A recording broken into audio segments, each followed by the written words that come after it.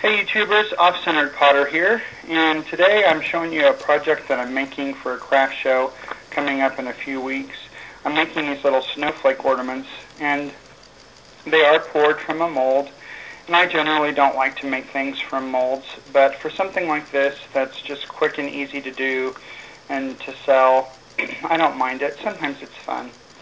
And so these little snowflakes are poured from molds similar to these. I just put this lip in them, let them dry, and then toss them out. What I'm doing today is these I've already finished and they're ready to go in the kiln. These I've just put a quick clear coat on them, and I wanted to show you what I was doing. I have a bottle of just a little spray bottle of Blue Concepts glaze that I've watered down. And it creates kind of a neat effect if you just spray the glaze onto the snowflake.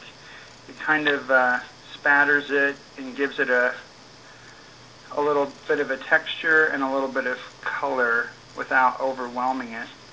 And depending on where you point the spray bottle, or which direction, see, like that, it gave kind of an uneven sense of color, which makes these at least a little bit more interesting than just a boring white snowflake out of a mold.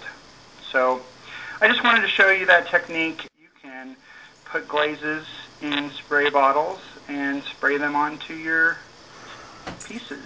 Just a couple things though to be aware of is that glaze does clog very easily, so you kind of have to water it down or find the right kind of glaze. And so sometimes by adding the water, you change the the properties of the glaze. So be aware of that. It also tends to work better, I think, with low fire glazes than with high fire glazes.